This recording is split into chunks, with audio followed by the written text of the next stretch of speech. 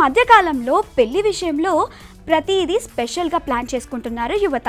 Pre wedding దగ్గర నుంచి భరత్ వరకు కొత్తగా థింక్ చేస్తున్నారు. వెడ్డింగ్ కార్డ్ విషయంలో మాత్రం యూనిక్గా ఆలోచిస్తున్నారు. తెలంగాణ యాస, గోదావరి యాసతో పెళ్లి పత్రికలను ప్రింట్ చేయిస్తున్నారు.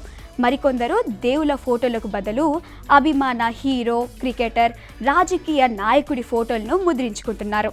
తాజాగా ఏలూరుకి చెందిన ఓ వ్యక్తి పెళ్లికి వచ్చే వారికి ఓ వెరైటీ ఇన్విటేషన్ పంపించాడు.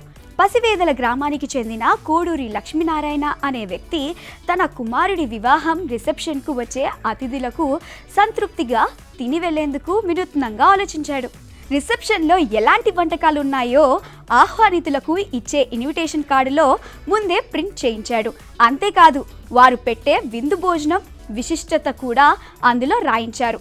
రిసెప్షన్కు వచ్చేవారు ఫుడ్ నచ్చక ఆహార పదార్థాలు వేస్ట్ చేయకుండా ఉండేందుకు, వచ్చిన వారు సంతృప్తిగా తిని వెళ్లేందుకు ఇలా వినూత్నంగా ఆలోచించారు. మన సాంప్రదాయంలో పెళ్లి కేవలం పురుషుడు, స్త్రీని ఒకటిగా చేసే వేదిక మాత్రమే కాదు. ఈ సందర్భంగా నిర్వహించే ప్రతి కార్యక్రమానికి తగిన ప్రయోజనం ఉంటుంది.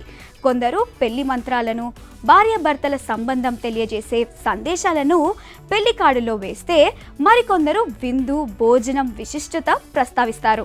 ఏదేమైనా వివాహ భోజనంబు వింతైన వంటకంబు, ఆహాహా నాకేముందంటూ ఘటోద్గచుడిగా మెప్పించిన ఎస్వీఆర్ పులిహోర, గారెలు, లడ్లు ఇలా ఎన్నో రకరకాల వంటలు ప్రస్తావించారంటే అప్పట్లో వాటిని సాంప్రదాయంగా పెళ్లిలో వడ్డించారనే విషయం మనకు తెలుస్తుంది.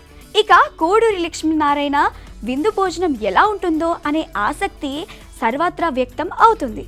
మరోవైపు పెళ్లికి వచ్చిన బంధువులు ఫుడ్ వేస్ట్ చేయకూడదని బంధువులకు విజ్ఞప్తి చేశారు.